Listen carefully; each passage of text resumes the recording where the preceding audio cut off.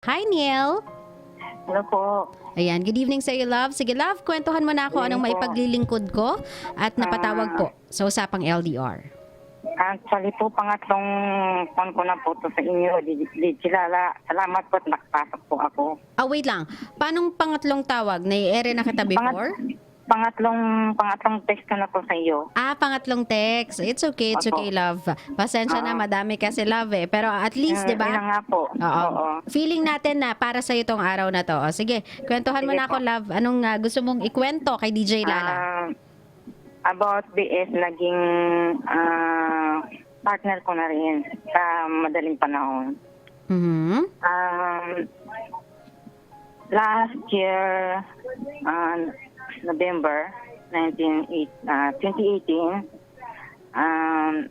naging kami nung BF ko. Mm. Isa lang kami ng work. Kaya nagkakilala kami sa isa't isa at naging close kami. Nung una, hindi ko siya pinapansin kasi dala na ako sa una kong mga karanasan kasi hiwalay ako sa asawa dati. Pero matagal na, how many years na. For how many years na naging manhited ako. Hindi ko pinapansin yung mga manliligaw ko. Tapos nung mapunta ako sa Cavite, nakapagtrabaho ako doon, nakilala ko siya. Tapos kasama ko sa trabaho hanggang sa nagkaidihan kami dalawa sa madaling salita. Di ngayon, nung itong March, this year, inalok niya ako na magsama na daw kami. Okay. Tapos, nung una, hindi ko rin siya pinagbigyan. Pangalawa, pangatlo, sabi ko, kung seryoso ka talaga, sabi ko, kasi may anak siya, para lang ako sa bata, para matulungan kita sa bata, pagbibigyan kita. Di ngayon, sa madaling salita, na umupa kami ng bahay. Pero kahit ganun pa man, hiwala rin yung kwarto namin. Hindi agad-agad ako bumili sa kanya. Mhm. Hanggang sa nangalahati na yung buwan, tapos sabi niya, hanggang ganito na lang ba tayo? Tapos sabi ko, bakit hindi ka pa ba, sabi ko, kontento sa mga ganito? Nagsama na tayo. Tapos sabi niya, hindi ganun yung punto. Ang gusto niya, may mangyari. Mm. Hindi ngayon, napagbigyan ko siya doon. Okay. Nakuha niya yung gusto niya. Ang problema ngayon, nung umabot na kami ng isang buwan, medyo may nahalatan ako na pagbabago. Lagi siyang magalitin, tapos pag ginakausap ko siya about sa sitwasyon namin dalawa, kung paano gumanda yung pagsasama namin at siyempre yung pamumuhay namin, kasi sabi ko, andito na tayo eh.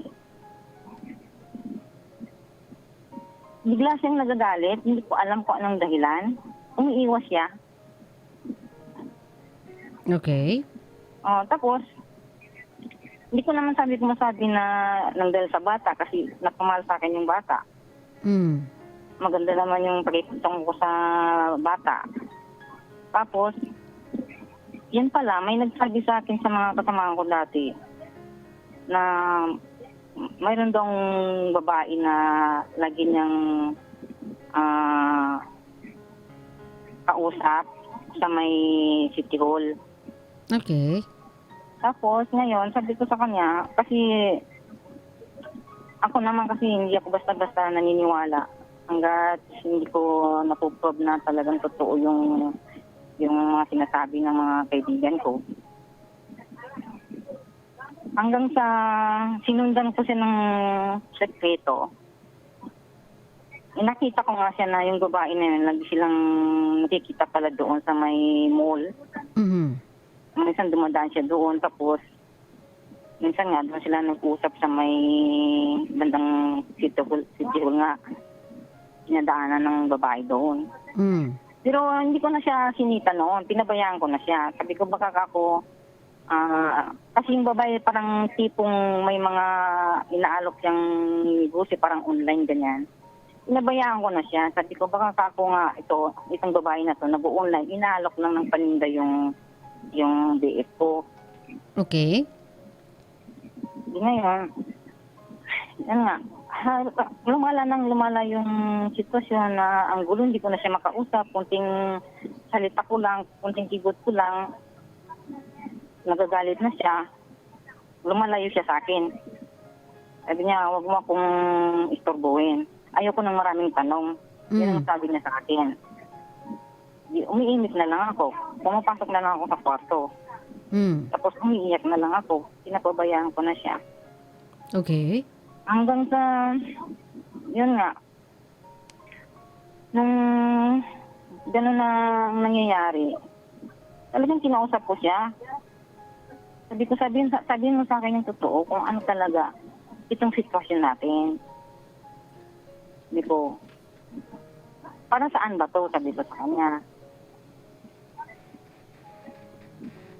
Bilang kung ba to, ano ba yan? Panglipas oras lang ba ako o pang mo lang ako sa problema mo? Dahil nga sa anak mo na hindi ka maganda o gagay na mo problema ka sa anak mo. So, hindi mo pa rin sure kung anong relationship ninyong dalawa? Or ang tinatanong mo sa kanya ay kung asawahan na ba to? O yun nga po, yung tanong ko sa kanya, sabi ko, kung desidido ka at totoo ako sa damdamin mo, mas mabuti pa ako, sabi ko, mas mabuti yung magpakasal na lang tayo. Sabi ko, kahit sa simpleng kasalan lang, sabi ko, walang problema. Walang problema sa pamilya ko. Ako ang bahala sa pamilya ko. Hindi naman tayo gagastos ng malaki. Tutulungan kita. Tapos sabi niya, hindi pa daw siya handa. Okay. Di ngayon, sa walang kibo na naman ako noon. Hanggang sa nung dumating yung mahal na araw, parating na yung mahal na araw, 3 days before yung mahal na araw, doon na tumindi yung pan hanggang sa nag-away na kami. Kasi nga, pati yung bata, pag-aalaga ko sa bata, pinapakialaman niya ako. Issue, hindi daw ako marunong mag-alaga ng bata. Yung bata gusto naman sa akin. Okay. Yun, hanggang sa umantong sa, kasi may bisyo siya di kilala. Hindi lang sa, kumbaga may nagsabi sa akin talagang nakita ko sa dalawang mata ko na may bisyo siya. Yung bisyo na ba na ito ay bawal na gamot, ganun? Bawal na gamot po. Ay, Diyos ko Lord, Mismo nakita ko sa mata niya. Sa dalawang mata ko nakita ko po na tinitik niya yun. Okay. Hawak-hawak ng kamay niya. Di ngayon, tumindi na yung away namin nung palapit ng mahal na araw. Hanggang sa siguro nakatik siya ng bawal na gamot. Umantong sa hinaras niya ako. Okay. Nung mangyari yung digilala, yun na, nag-away na kami. Tapos sinabi niya sa akin na yun nga daw, sabi niya kung halimbawa magkaroon daw ng mabuo daw yung nangyari, bahala daw ako buhayin ng bata. Oh, wow. Yun ngayon, sabi niya, buhayin mo yan, sabi niya. Tapos sabi niya, wala akong ibang anak, kundi yun daw yung anak niya. Sabi ko, okay, walang problema sa akin kung mabuo man ito, sabi ko. Kaya kong buhayin. Tapos, yun nga, ganoon din, lumalala yung pag-aaway namin dalawa. Nung isaktong mahal na araw ng linggo ba yun? Tapat ng mahal na araw na yun. O Sabado. Hindi na talaga ako nakapagtiis. Digilala, lumayas na ako kasi natakot ako. Good job. Baka maulit yung ginawa niya sa akin kasi gumagamit nga siya ng bawal na gamot. Yeah, good job, good job. Baka lalong lumala at kung saan pa mapunta yung pag-aaway namin dalawa, mapunta sa mas mabigat na physical na pangyayari. Kaya nga, umalis ako. Pumunta nga ako dito sa Manila sa mga kamag-anak ko. Okay. After siguro 1 month, ah, n- nagkausap kami. Sinubukan ko siyang tawagan, sumagot naman siya agad-agad. Mm. Ngayon, ang sabi niya sa akin, pwede ba tayo magkita? Sabi niya, parang yun nga daw, nagsisinadad siya sa nangyari. Mm. Sabi ko, sige, okay. Saka sabi niya, nahihirapan ako, sabi niya sa bata. Hindi na ako makakapagtrabaho ng mabuti. Okay. O di ngayon, pinagbigyan ko naman siya. Baka sa loob-loob ko, baka nagbago na nga to. Sa Mm. madalit salita, Gigi Lala, nagipagdita ako sa kanya. Kasama niya yung bata. Mm.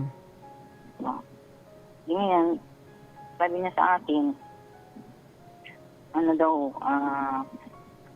gusto naman daw niya na magsama kami ulit. Okay. Sabi ko, sigurado ka ba?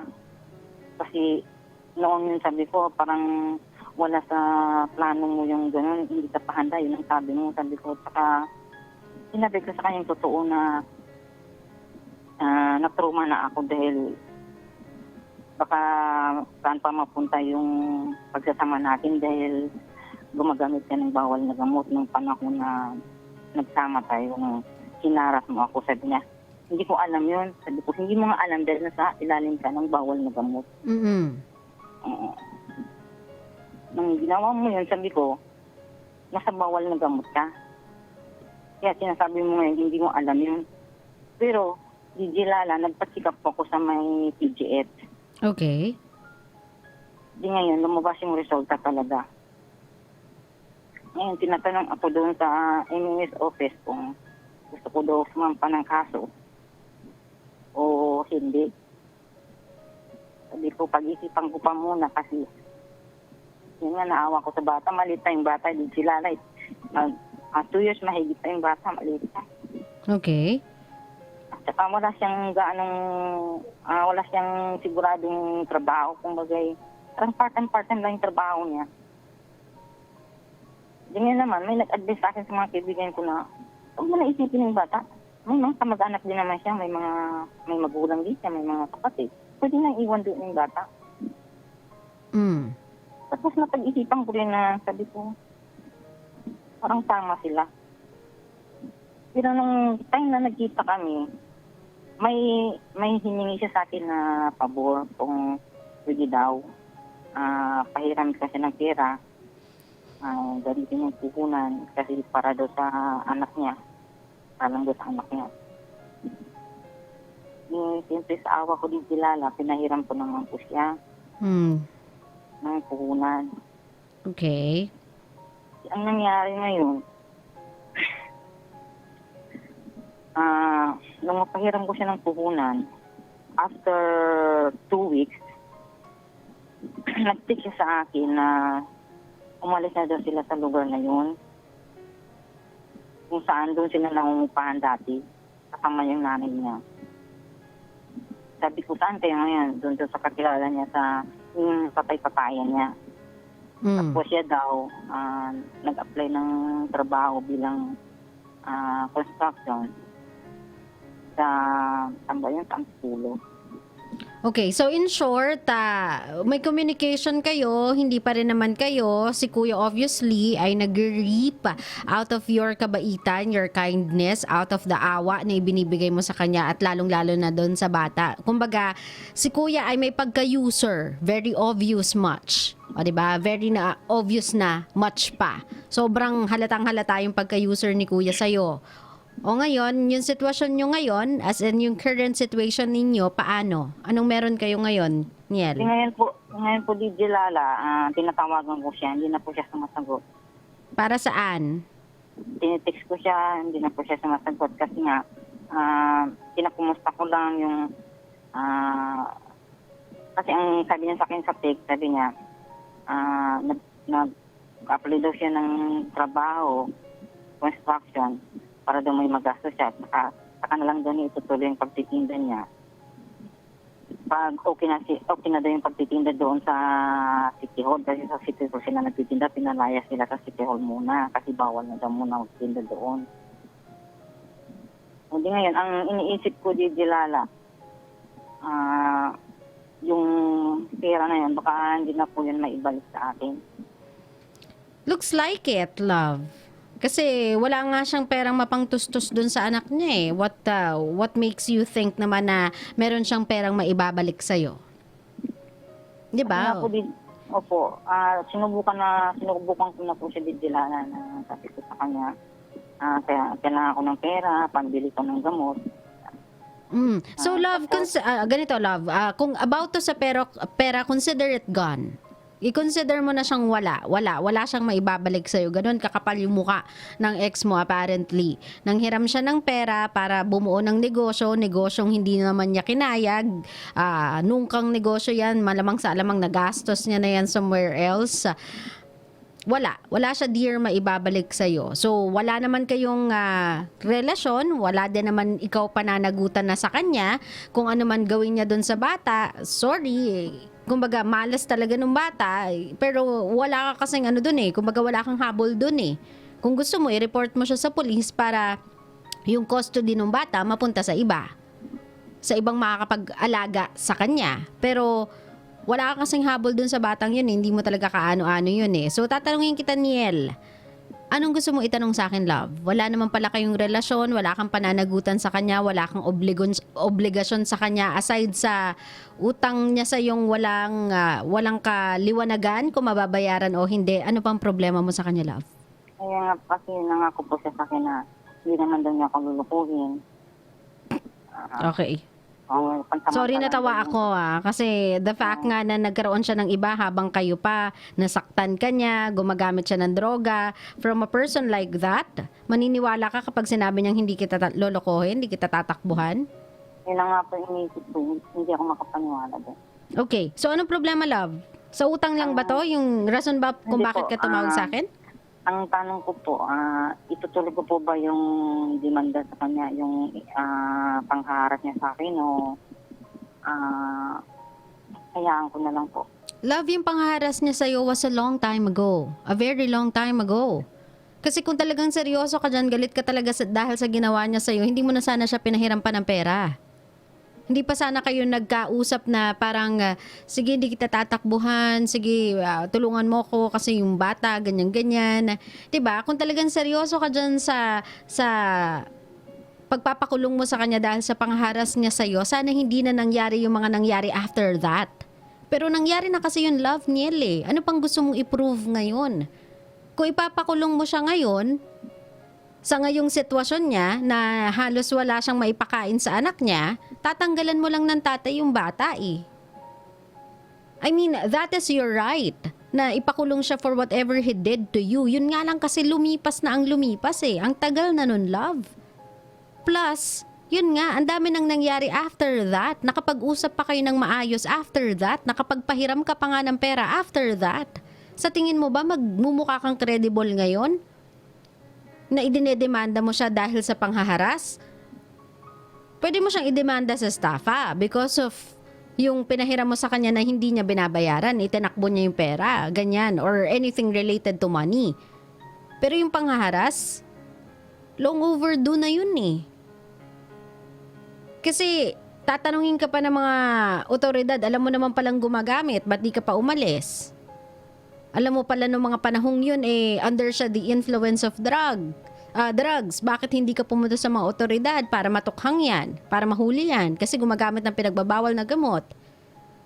Gusto mo ba talagang suungin yung ganong klaseng mess? Just because gusto mo siyang idemanda? Kasi nga po yung panahon na yun, nauna po yung awa. O di ba, love? Sa bata. Oo nga. Ngayon kasi, what for? Ang tanong dito, Niel, what for eh? Para saan pa? Para saan pa at idedemanda mo siya sa pangharas sa'yo noon? Kung kinakaya nyo namang mag-usap ng civil ngayon. Kung kinakaya nyo namang mag-usap ng maayos ngayon. Ando na nga yung punto, Niel na nakapagpahiram ka pa nga ng pera sa kanya even after what he did to you. Kung talagang galit ka sa kanya, kung talagang hindi mo kinaya, hindi mo nasikmura yung pananakit niya sa kayo before, dapat hindi mo siya napahiram ng pera. Dapat alam mo yun, dapat hindi ka nakikipag-usap ng maayos sa kanya, pero nakakapag-usap kayo ng maayos eh. Magmumukha ka kasing hindi credible eh. Kaya ang tatanungin nila sa'yo ay yung same thing na tinatanong ko sa'yo. Para saan? Para saan pat idedemanda mo siya ngayon? Bakit ngayon? Bakit hindi noon?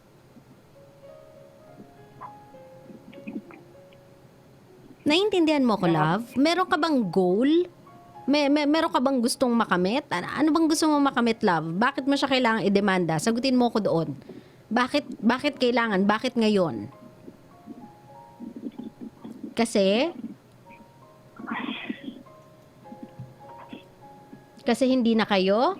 May nabuo ba? Hindi, wala po kasi, nawala po kasi dahil din sa kanya. Yung ginawa niya sa akin, nawala din dahil din sa ginawa niya. Okay. Kung ganyan katindi yung galit mo, love, bakit nagawa mo pang magpahiram ng pera? Sa lalaking kumuha sa'yo ng anak mo? Sa lalaking nanakit sa'yo? Actually po, yung bata, hindi ko po yun anak niya po yun sa ibang babae. Hindi. I mean, tinatanong kita kung may nabuo eh. Sabi mo kasi before, kung may mabuo, ganyan-ganyan. May nabuo ba? May nabuo ba sa'yo? Wala na po. Nawala na yun dahil din sa ginawa niya. Yun nga eh. Yun nga yung sinasabi ko sa'yo eh. Ayan, wait lang. Tawagan natin siya ulit. Feeling ko 12 minutes to eh. Neil, welcome back. Ano po? Ayan. Love, ganito, no? Wala akong problema kung gusto mong humingi ng hustisya about what happened before. I'm just worried, dear, dun sa magiging resulta nito. Because nga, may mga nag-transpire na after that certain experience in your life na gusto mong ireklamo about this guy. And even before that, meron ka na ding mga bagay na pinagtakpan para sa kanya.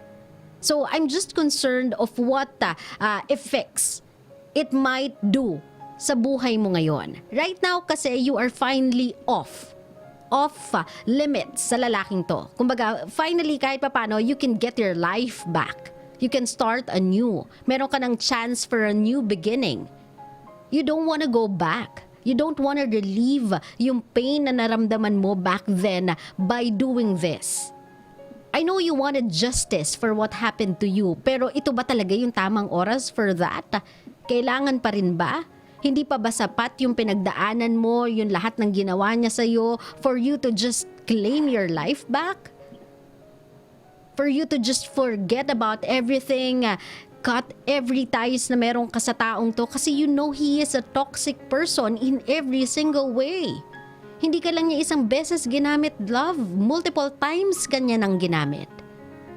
Do you really want to stay connected with this guy? I know na andun yung awa sa anak niya eh. Pero meron siyang isang buong angkan to worry about that. I know the child has nothing to do with it. Pero yung nanay niya nga, hindi inaalala yung bata eh. Yung mga kamag-anakan nga nung lalaki, hindi inaalala yung kalagayan ng mag-ama eh. Why does it have to be you? Bakit kailangan ikaw yung mamblema sa kanila ngayon? Actually po, Gilala, mula nung umalis po ako doon sa kanila, hindi na po kami nagsama noon, wala na po kami kontak. Bali through tawag lang, tapos ngayon po, ito nga po, mula nung mapasok ng trabaho, itong may bagyo na po, siguro 2 weeks na to, hindi ko na po siya makontak. Inisip ko lang na baka nga walang signal doon, tapos busy lang siya, kaya hindi ko siya makontak. At hindi siya nakaka-reply ng mga text ko. Oo nga, pero Niel, what for? Sabi ko nga sa'yo, bid that money goodbye. Magpaalam ka na dun sa perang yun kasi hindi niya yun mababayaran, Niel. Stressin mo lang yung sarili mo sa perang yun. Kaya mo pa bang kitain yung pera na yun? Kaya mo pa bang maibalik yun sa'yo in whatever it is you are doing right now in your life? Kaya pa? Kaya pa bang kitain yung pera? Kaya pa yung kitain. Kaso lang, nagugulan nga ako kung yung relasyon namin is ongoing pa o hindi kasi nga po, hindi ko nga po siya makontak eh. For someone na idedemanda mo, you are asking about your relationship? Niel, ano bang purpose mo ng pakikipag-reconnect dito sa lalaking to? Ano bang purpose mo? Bakit mo ba siya hinahabol-habol sa text? Ano bang pinaka-purpose mo? Utang ba? Dahil ba idedemanda mo siya? Ngayon kasi meron na kayong relationship na naman eh. Relationship na sinasabi mo eh. Alin ba dito sa tatlong to yung dahilan kung bakit mo ba siya hinahabol-habol? Kasi obviously yung lalaki ginagamit ka lang eh. Alin ba dito sa tatlo? Di gusto ko po talagang malinawan yung relasyon namin pa. Kung gusto na niyang itigil, mag-usap po kami ng masinsinan kung ano po talaga. Ay, Diyos ko, Niel, sinaktan ka na, tinakbuhan ka sa pera, ngayon tatanungin mo pa? Kung meron pa bang kayo, wala na. Are you kidding me? Kakatanong mo nga lang kanina kung iurong mo ba yung kaso o hindi eh. You are even willing na ipakulong siya for what he did to you back then. Ngayon itatanong mo sa akin? Kung itutuloy mo pa ba yung relationship mo sa kanya, ano ba? Nasobrahan ba yung nagawa niya sa iyo at medyo naalog tayo? Nawawala yung common sense natin? Love, nagawa kang saktan. Nagdodroga. Hindi makaland ng maayos na trabaho, di kayang alagaan sarili niyang anak, humiram ng pera sa iyo, tumakbo. Ngayon hindi mo na alam kung nasaan. Alin pang mga dahilan ang kakailanganin mo para pumasok dyan sa kokote mo na tapos na kayo at hindi siya yung tipo ng tao na i-close to ng maayos. Love, wala siyang kapasidad para gawin yun. Kung gumagamit siya ng pinagbabawal na gamot, malamang sa alamang luto na yung utak nun. Hindi niya kaya yung mga civil ways of breaking up. That's something he is not equipped to do. Huwag kang umasa sa ganun kasi kung yun yung inaasahan mo, Niel, kaya sa kahit anong paraan ng pagpapapansin ay humahabol ka ng humahabol sa kanya, Niel, nagmumukha kang tanga. Sa totoo lang, love. Idedemanda mo para pansinin ka lang? Hindi. Ano naman po yung reputasyon ko? Ano? Ano naman po yung reputasyon ko? Anong reputasyon, te? Te, nagpautang ka sa taong nang bugbog sa'yo eh. Hindi ko na pwedeng i-claim yung justice ko. Love, ganito kasi yun, no? Mag-think ka nga ng straight. Mag-isip ka ng diretso, love. Isipin mo to ng diretso, Niel. Ganyan yung sinasabi mo sa akin ngayon na para bang agrabyado ka, hindi mo pwedeng i-claim yung justice mo. Pero asan yung logic na nagpahiram ka ng pera sa tao na nambugbog sa'yo? Asan yung logic doon? Nung mga panahong pinahiram mo yan ng pera, naisip mo ba yung justice mo? Naisip ko rin pero nang ibabaw yung awa sa bata. O, di ba? Niel, Diyos ko naman. Hindi kasi seryosohin ng lahat ng makakausap mo kung ganyan. Kasi parang hinahayaan mo siyang ganyanin ka eh. You are allowing this guy to abuse you. Hinayaan mo siyang abusuhin ka, love eh, in every single way. Yung mga nangyari sa'yo, although you did not want it, hindi mo yun ginusto. Inalaw mo siyang gawin niya yun sa'yo.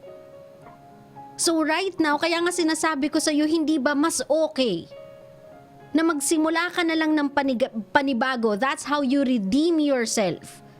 Yung sinasabi mong isa-salvage mo yung reputation mo, magkakaroon ka ng justice para sa sarili mo. You redeem yourself by starting a new life. Getting yourself rid of this guy. Yung hindi ka na makikipag-usap sa kanya, tatanggalin mo lahat ng communication na meron siya sa'yo. Why? Kasi alam mo sa sarili mo, Niel, after everything na ginawa sa'yo ng lalaking to, this guy is not good for you.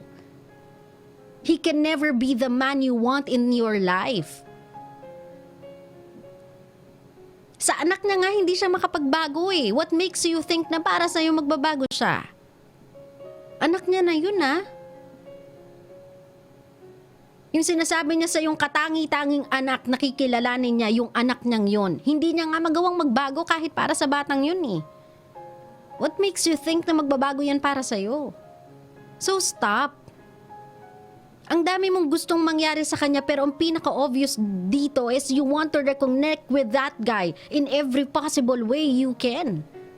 Either with demanda man yan, clarity or clarification ng relationship ninyo, either with utang man yan, you want to reconnect with him.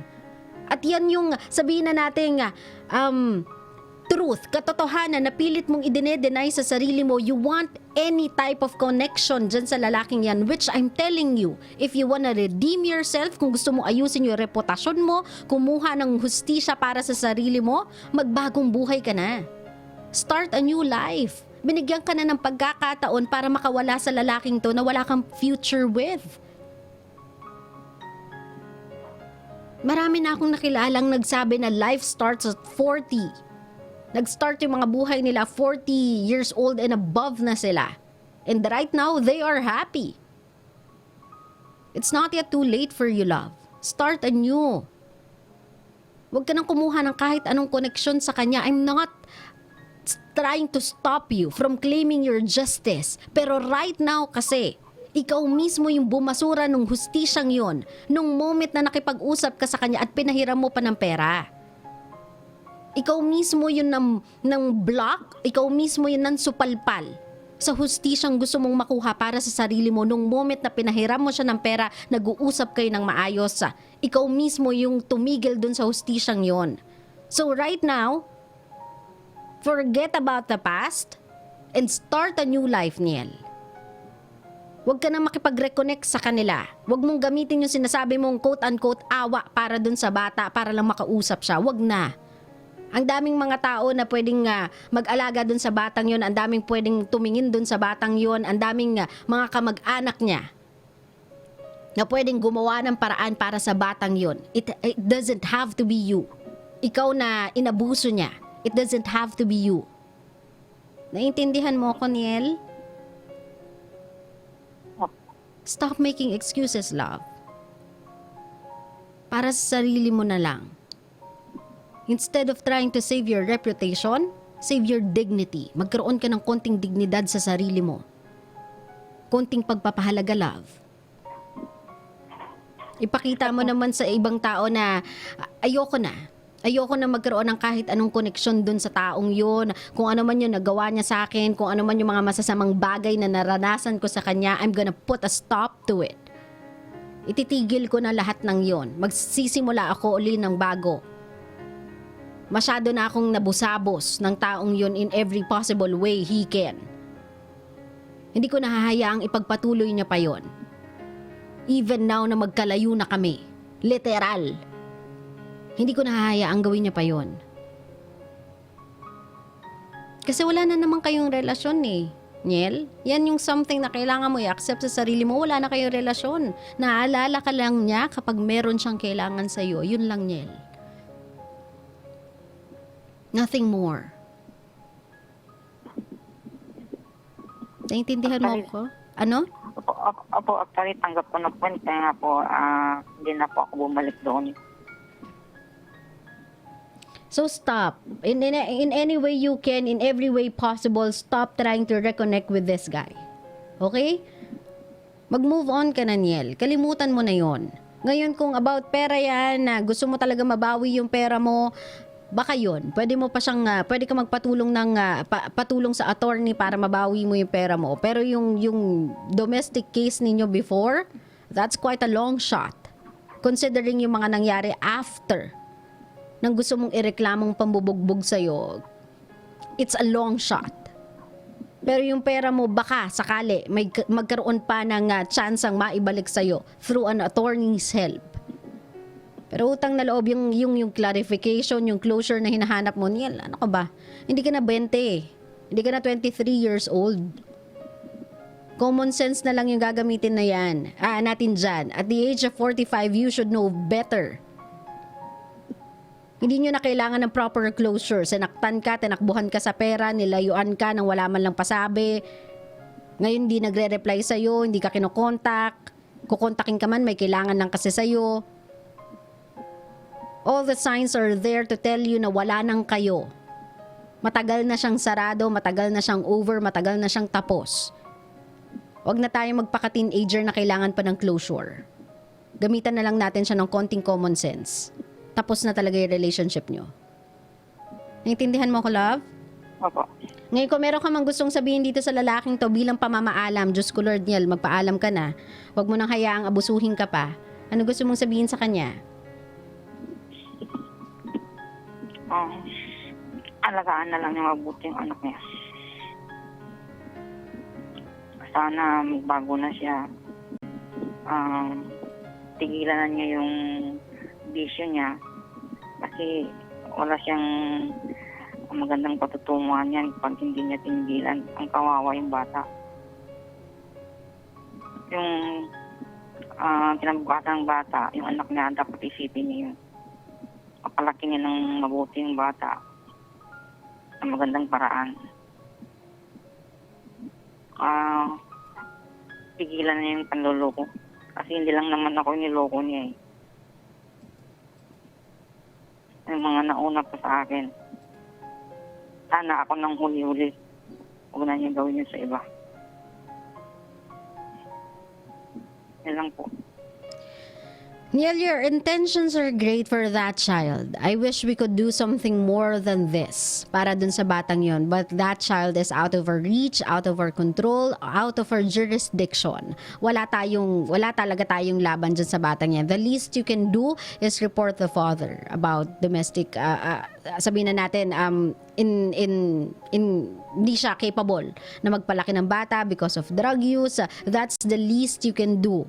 Pero you would need a lot of proof in order to do that, and a lot of time and a lot of money, unfortunately. So, Niel, kung ako sa'yo, kung meron ka alam na mga kamag-anakan niya, ihabili mo na lang yung bata and then tumalikod ka na lang and move on with your life. Sabi ko nga sa'yo, it's not a problem na dapat ikaw pa yung gumawa ng solusyon about. It's not a problem na ikaw pa yung dapat umintindi. It's not a problem na ikaw dapat yung umasikaso. He has a lot of family members to think about that. To be like you when it comes to the child's concern. It doesn't have to be you. Naging biktima ka na ng taong yon. Huwag mo nang gawing biktima yung sarili mo habang buhay ng sitwasyon na yon. Mag-move on ka na. You also have a life you should look after too. Naiintindihan mo ko, meron ka ding buhay na kailangan mong ayusin, meron ka ding buhay na kailangan mong atupagin. Hindi lahat ng kailangan mong gawin tungkol dun sa buhay nilang dalawa. Naiintindihan, love? Opo. Tama na, Niel. It's not worth it anymore. Hindi na siya nagmumukhang mabait ka talaga and sobrang concern mo. Nagmumukha ka na talagang parang, alam mo yun, isinisiksik mo yung sarili mo sa taong ayaw sa'yo. And that's something you wouldn't want for yourself. Maraming salamat, Niel, sa pagtawag sa akin. Ingat ka lagi, love. Thank you. Ang hindi ko kasi naiintindihan, Kabisyo, is why are we letting people do that to us? I mean, di ba? Parang, I understand that sometimes talaga yung emotions natin can get the best of us. Yung judgment-wise, decision-making-wise, wala eh. Emotions do get the best of us. And sometimes meron tayong mga desisyon na, alam mo yun, di talaga pinag-isipan. Out of impulse. Katulad nung kay Niel, out of awa.